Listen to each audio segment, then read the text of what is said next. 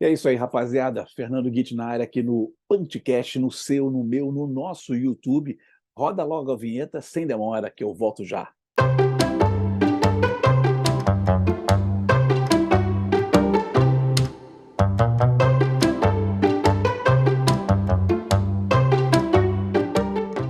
É isso aí, rapaziada. Tudo bem com vocês? Por aqui está tudo ótimo, sempre com a proteção do nosso padroeiro Vando, o padroeiro, o patrono desse programa. Semana passada, eu fiz um vídeo falando de 7 aberturas maravilhosas, aquelas aberturas, aquelas porradas que eu batizei de Godzilla invadindo Tóquio, destruição total. Hoje vou fazer o contrário, são 7 encerramentos matadores no melhor estilo Jason, de sexta-feira 13. E na semana passada alguns amigos falaram, pô, faltou essa, faltou aquela, faltou... Calma, gente, foram só 7, foi só a parte 1, nós vamos fazer mais, né, músicas de abertura matadoras, vamos fazer também mais de músicas de encerramento, isso aqui é só a parte 1. E teve um gaiato que falou assim, pô, faltou alguma coisa do Capital Inicial. Pô, aí não, né, meu amigo? Vai lá, dá o like, dá o dislike, compartilha o vídeo, aperte o sininho, que eu não sei para que serve o sininho, fiquei até de mau humor. E comente aqui embaixo o que você quiser comentar, dê sugestões, pode xingar à vontade, pode elogiar, enfim, pode falar mal da família, que não tem problema. Vamos lá, então?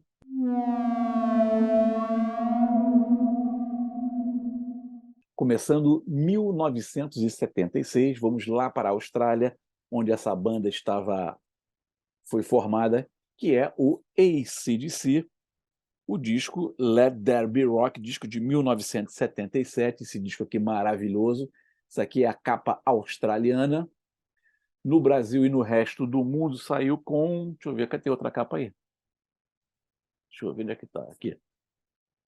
Essa aqui. Saiu essa capa aqui, que eu acho até mais bonita do que a outra.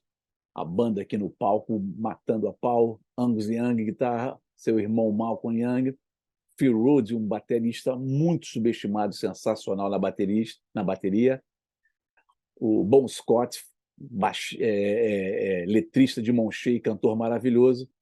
E o Mark Evan no baixo, beleza?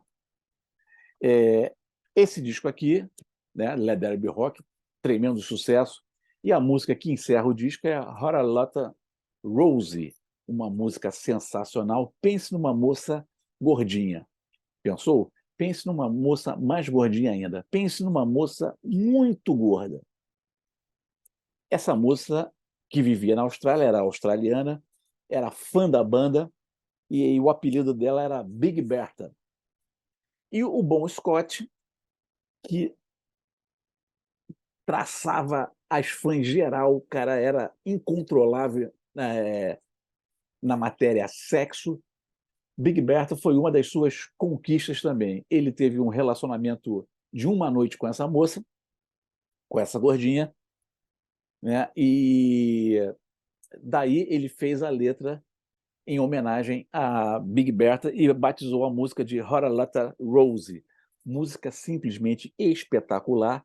Desde que eles gravaram, é música obrigatória nos seus shows, né? E é a música que sempre encerra os shows do AC/DC. Essa música fez sucesso nesse disco, mas ela teve um sucesso ainda muito maior, muito mais avassalador, quando eles lançaram o primeiro disco ao vivo, que é o If You Want Blood, You Got It. Disco sensacional também. Tá lá em cima, não vou pegar não, porque a questão não é esse disco. Uma versão ao vivo, aquela versão é fantástica, gravada em Glasgow, na Escócia, e a música deu um salto muito, muito, muito maior. Uma curiosidade, essa música foi inspirada numa música do Chuck Berry chamada No Money Down. Essa música eu procurei, tem no, no Spotify. Seria até legal vocês ouvirem essas duas músicas, bota uma primeiro, depois bota a primeira do Chuck Berry, depois bota Haralata Rose, e realmente a música foi chupadinha ali do grande, do genial Chuck Berry, todos na banda eram fãs do Chuck Berry. Música composta por Bon Scott, Malcolm Young e Angus Young, beleza? Esse foi o nosso 7º lugar, 1977, Hora Lata Rose, música de encerramento do disco Let There Be Rock. Segue aí.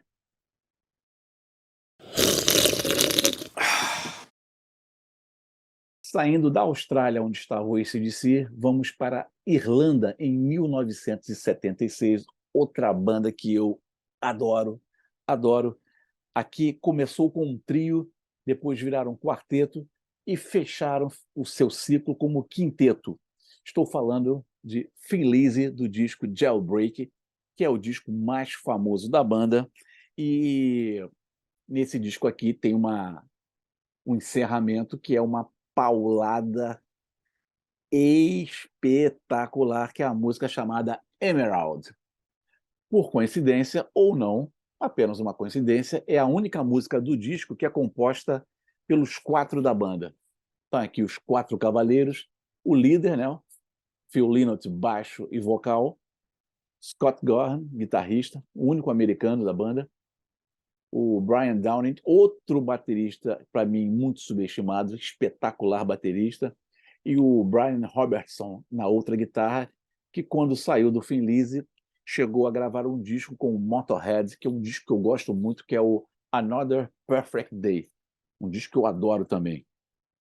Mas a questão aqui não é Motorhead, e sim Thin Lizzy, Emerald. A música, aqui também tem eu tenho também esse CD aqui, que é uma versão muito legal com 2 discos, com outtakes, algumas músicas com a letra diferente. Tem uma versão aqui de The Boys Are Back in Town com uma letra um pouco diferente, algumas músicas ao vivo gravadas nas sessões da BBC. Muito legal essa edição aqui, caprichadíssima. E aqui no livreto que tem aqui, o Scott Gorham, que é esse aqui, esse guitarrista aqui, ele conta que Emerald foi a primeira música realmente que ele e o Brian Robertson começassem a fazer os duelos de guitarra. Até então eles não tinham feito, tinha as guitarras dobradas, mas não tinha aquele, né, pergunta e resposta de guitarra. Um solando, vem logo depois o outro, aquela pergunta e resposta de guitarra. E foi na Emerald que eles começaram essa característica do som do Thin Lizzy. Realmente uma música espetacular, uma música que vai lá nas origens irlandesas, celtas, né? E o Thin Lizzy, um letrista de mão cheia, né? Essa música conta a história de uma revolução numa ilha chamada Emerald, e ele conta dessa batalha. Realmente um cara assim, fora da curva, o Phil Lynott, um ótimo letrista. Infelizmente também, mais um que já se foi, mais um que foi levado pelas drogas. Infelizmente, os anos 70 eram terríveis nesse aspecto. Por um lado, musical, para mim foi a melhor década, junto com a década de 60, mas tinha essa questão das drogas que levou muita gente embora e cedo, né? Ele morreu com 30 e poucos anos, um ótimo letrista, um baixista muito competente, um músico espetacular, que eu gostava muito, enfim. 6º lugar, música de disco de 1976, o Jailbreak, e a música de encerramento, que é Emerald, destruindo tudo, matança geral. Vamos agora para o 5º lugar.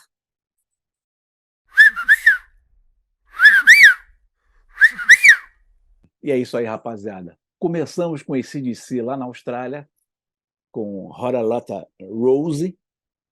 Fomos para a Irlanda com o Phil Lynott e o Thin Lizzy do disco Jailbreak, a música Emerald, encerramentos matadores. E agora vamos para o Canadá com um power trio da pesada que eu adoro, que eu amo, que é o Rush. Primeiro disco da banda, Rush, né? Disco de 1974, Copa do Mundo na Alemanha campeã, jogando contra a Holanda, do Laranja Mecânica, aquele time espetacular do Cruyff, que infelizmente não foi a campeã foi a Alemanha, mas tudo bem. E a música de encerramento desse disco aqui é Workman, uma porrada na orelha sensacional, uma música espetacular.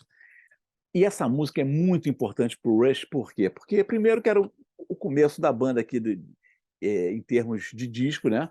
De gravação. Aqui a banda ainda com o John Rutsey, o batera, que foi o batera desse disco, antes de entrar o fantástico Neil Peart. Logo depois ele saiu, entrou o Neil Peart. E essa música aqui, eles devem, o sucesso dela, eles devem muito a uma disc jockey lá do Canadá, chamada Donna Wilder. Ela era de uma rádio de classic rock de Toronto, Canadá, e ela adorou essa música e ela simplesmente tocava essa música todo dia, toda hora que ela podia, ela tocava essa música por dois motivos. Primeiro, porque ela gostava muito da música, ela adorou a banda, ela curtiu demais a banda. E segundo, era uma música longa, 7 minutos. Ela dizia que dava tempo, ela colocava o disco lá, deixava a música rolando, podia ir no banheiro, podia fumar um cigarro, podia tomar um café, um chá, bater um papo e voltar, e a música está tocando ainda. E quando ela lançou essa música na rádio, a rádio entupiu de telefonema, as pessoas queriam saber que música era essa do Led Zeppelin que ninguém conhecia. As pessoas, inocentemente, ingenuamente, achavam que era uma música nova do Led Zeppelin. Mas não, era a música do Rush, seu primeiro sucesso, Workman, um discaço para mim, um disco ótimo, um disco de estreia, que tem Find My Way, que é espetacular, tem Need Some Love, que eu gosto muito, tem a Here Again, que eu adoro essa música, Here Again, What Are You Doing também, que foi outro grande sucesso, e fecha, claro, com essa destruição total, essa música matadora, que é Workman, que foi a música que, inclusive, encerrou os shows do Rush em 2000 e... não lembro mais, não lembro. Quando foi o último show da banda, eles pararam, e logo depois o Neil Peart, infelizmente, morreu, e foi a última música que eles tocaram ao vivo com a banda. Tá? E o antigo road da banda disse uma vez numa entrevista que certa vez ele estava ouvindo o Geddy Lee conversando com um jornalista britânico, e o Geddy Lee falou que se ele tivesse que escolher uma música do Rush, uma música que representasse a banda, a música seria essa aqui, Workman. Legal, né? E realmente um musicaço. Adoro essa música. É o nosso quinto lugar dessas 7 maravilhas de encerramentos, parte 1. Vamos agora para o quarto lugar.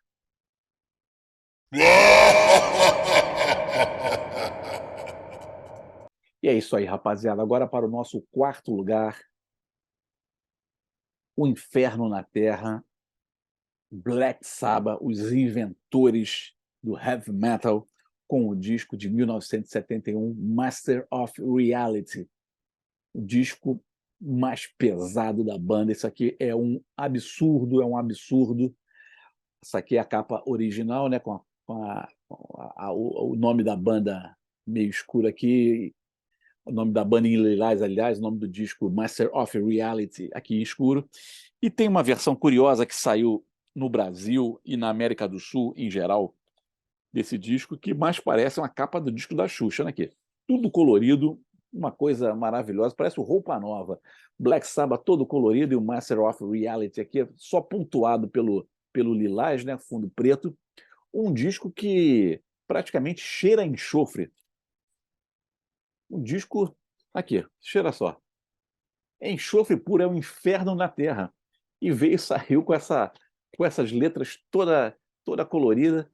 Não deu para entender realmente. Outra curiosidade dessa versão aqui nacional, aqui atrás está a letra, a primeira faixa, que é Sweet Leaf, aqui no Brasil saiu como, vê se dá para enxergar aqui, ó, saiu como Sweet Life. Ou seja, um disco pesado desse jeito, colorido desse jeito, e a primeira música se chamando Sweet Life, ao invés de Sweet Leaf, realmente é de pirar o cabeção. Mas a música em questão é Into the Void, em 1971. Geezy Butler, o baixista que escreveu a letra, já estava preocupado com as coisas na Terra aqui, com as coisas terrenas. E na letra ele já escreve já de astronautas indo para buscar outros planetas, porque a coisa aqui na Terra estava pegando O bicho estava pegando aqui, isso em 1971. Imagina o que ele escreveria hoje em dia com o caos que está o mundo. Into the Void é um petardo. Tony Iommi, o guitarrista, o rei dos riffs, falou uma vez que Into the Void está entre as três músicas favoritas dele do repertório do cancioneiro do Black Sabbath. Eu não sei se está entre as minhas 3 favoritas, mas entre as 10 favoritas entra mole. Aliás, esse disco aqui, pelo amor de Deus ou pelo amor do capeta, esse disco aqui é demais. Os caras afinaram os instrumentos, o Geezer Butler e o Tony Iommi afinaram seus baixos e guitarras um tom e meio abaixo, para o negócio ficar mais gorduroso, mais diabólico, mais demoníaco, e, sem querer, eles inventaram o stoner rock, né, desse disco aqui. Esse aqui é obra-prima. E Into the Void realmente é um encerramento de álbum matador. Não há mais o que falar. Vamos para o terceiro lugar.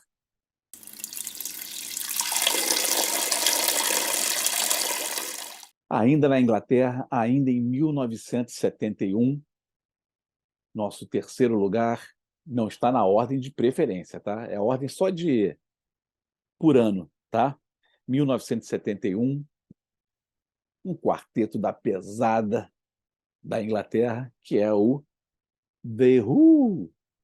Simplesmente o álbum favorito entre 9 de 10 fãs da banda é esse aqui, Who's Next, com essa capa maravilhosa. Aqui está a banda, depois de dar uma mijadinha, que está o Roger Daltrey, vocalista, Keith Moon, baterista, John Entwistle no baixo, que baixista, hein? E Pete Townshend, o gênio na guitarra, voz e teclado.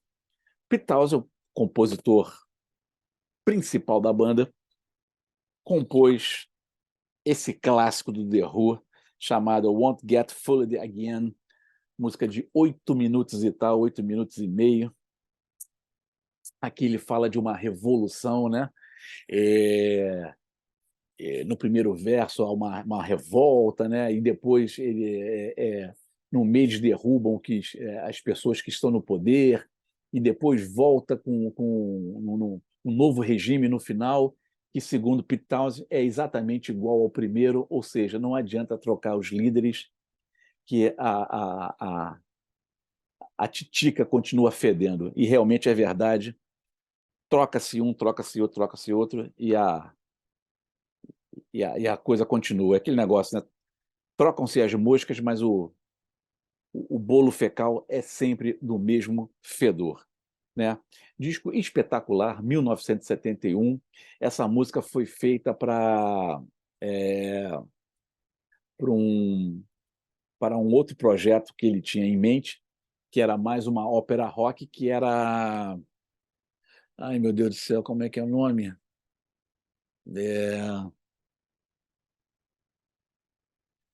Lifehouse. Lifehouse. Essa música e mais 2 ou 3 desse disco eram para essa ópera rock que ele estava fazendo, acabou não fazendo, não deu muito certo na época, né? Mas, enfim, ainda bem que entrou nesse disco. Esse disco aqui, na minha opinião, está entre os 3 mais do The Who. Esse, o Quadrophenia, e o Tommy, que eu amo de paixão, um disco que eu adoro, né?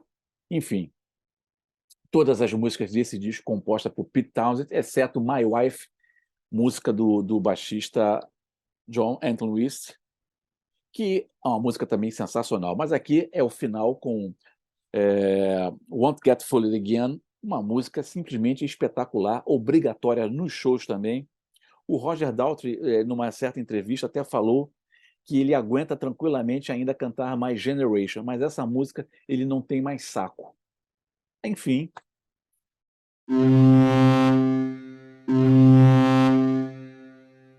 Vamos então para o nosso segundo lugar, que é também de 1971. Porra, mas que ano bom, hein? Pelo amor de Deus, que ano sensacional. 1971 era um disco bom atrás do outro. A impressão que eu tinha é que dava para entrar na loja de disco de olhos vendados. Você podia escolher qualquer disco, que o que você pegasse era, no mínimo, nota 9. Aqui uma das minhas bandas favoritas, Led Zeppelin, 1971. Led Zeppelin sem nome, mas também popularmente conhecido por aqui como Led Zeppelin 4. Disco espetacular, que tem Stairway to Heaven, tem Black Dog, tem Rock and Roll, tem Going to California, tem Four Sticks, enfim, que descasso, né? Mystic Mountain Hope, que descasso, mas é a última música que a gente está falando. Nós estamos falando de encerramentos. E aqui está um blues da melhor qualidade, que é When the Leaves Breaks, uma música espetacular que até hoje, diz que foi gravada em 1971, até hoje, 2023, deixa o som de bateria dessa música deixa produtores e engenheiros de som com a pulga atrás da orelha, pensando assim: como é que esse cara, em 1971, conseguiu tirar um som de bateria tão monumental como esse? Duas coisas. Primeiro, o produtor, que é o Jimmy Page, que é um cara fora da curva, um cara na frente do tempo. Até hoje ele está na frente do tempo em termos de produção e composição. Primeira coisa. Segundo lugar, o próprio cara que estava na bateria, né? Simplesmente o maior batera de rock de todos os tempos, John Bonham, não tem discussão. O som do bumbo desse cara era uma coisa monstruosa e a pegada dele era uma coisa assim absurda. When Leaves Break é um blues que lá da década de, de 40, se não me engano, que conta a história de uma enchente que aconteceu no Mississippi, no rio Mississippi, e que foi uma destruição total. Arrasou com casa, com famílias, enfim, foi uma destruição total, uma das maiores enchentes que aconteceu naquele lugar. E o Jimmy Page e o Robert Plant refizeram essa música, deram uma modernizada na música, e é a música que fecha o disco, né? Inclusive, no disco, Jimmy Page tinha essa mania nada bonita de pegar a música dos outros para ele, mas no disco aqui tem a participação do autor da música aqui, né? A música Jimmy Page, Robert Plant, John Paul Jones, John Bonham e do Memphis Minnie, que é o autor original da música. Eles fizeram uma roupagem totalmente nova,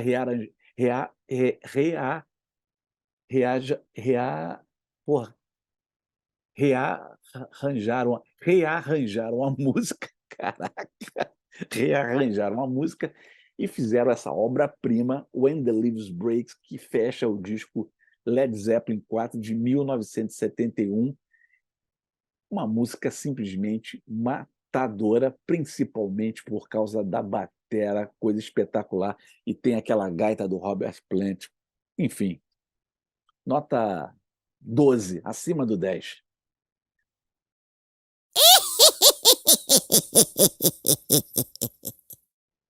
Vamos agora para o primeiríssimo lugar, sempre lembrando que são por causa de datas.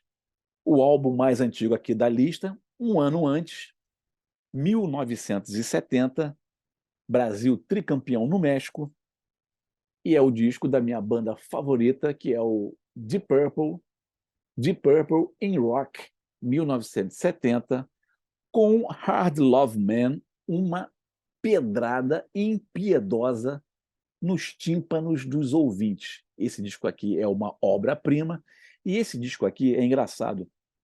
Outro dia eu estava falando com um amigo meu também que é fã do Deep Purple. Eu acho que é a maior transformação que aconteceu em uma banda de rock, em uma gravação. Por quê? Antes desse disco, antes da entrada do Ian Gillan no vocal e o Roger Glover no baixo, no lugar de Rod Evans vocal e Nick Simper no baixo, era uma banda totalmente diferente. Era uma banda totalmente diferente. Eles lançaram 3 discos, Shades of the Purple o primeiro, The Book of Talizin o segundo e Deep Purple, simplesmente Deep Purple o terceiro. Era muito baseado numa banda americana chamada Vanilla Fudge, que tocava o batera Carmine Appice. Era muito focado nos anos 60 ainda, aquele som psicodélico, lisérgico e tal. Chegaram a fazer sucesso algumas músicas nos Estados Unidos não fizeram sucesso na Inglaterra, e nos Estados Unidos as músicas que fizeram sucesso nem foram composições dele. Rush, do primeiro disco, fez muito sucesso nos Estados Unidos, o single dessa música. River Deep Mountain High, que foi sucesso com Tina Turner e Ike Turner, também fez um certo sucesso nos Estados Unidos. E a Kentucky Woman, música do Neil Diamond, que também fez um certo sucesso. Agora, as composições deles não fizeram sucesso. Aí depois lançaram um álbum, que é um projeto do John Lord, o tecladista, né, que é o Concerto para Grupo e Orquestra, também misturando música clássica com rock, uma ótima experiência, mas que não deu muito certo. E, finalmente, ouvindo o primeiro disco do Led Zeppelin, o Blackmore falou: temos que mudar, tem que ser isso aqui. Temos que fazer música pesada. E fizeram isso aqui, e foi uma transformação total da banda. Parece até aqueles programas que tinham aqui antigamente aos domingos, não sei se era no Silvio Santos, se era no Mara Maravilha, um desses programas dominicais, que as pessoas iam lá, humildes assim, cabelo todo desgrenhado, tal, sem dente, não sei o quê, cheio de espinha, entravam numa porta, e as pessoas lá dentro, tinha dentista, tinha cabeleireiro, pessoa de maquiagem, fazia uma transformação na pessoa, e quando elas voltavam pelaquela mesma porta, voltavam transformadas, né? É o que eu penso em relação a esse disco aqui. Deep Purple veio de 3 discos, um som que eu gosto muito, mas em comparação a isso aqui era um sonzinho xoxo. E aqui foi uma transformação total, é como se tivesse caído sei lá, um elefante dentro do estúdio e transformou a porra toda.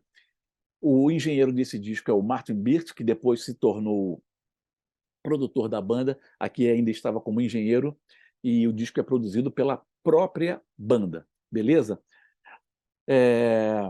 Hard Love Man, música de 6 minutos e cacetada, um arregaço, uma linha de baixo do Roger Glover matadora, batera do Ian Pace espetacular, e a guitarra do Blackmore, porra, lançando raio para tudo quanto é lado do estúdio, gravado em boa parte nos estúdios da BBC de Londres.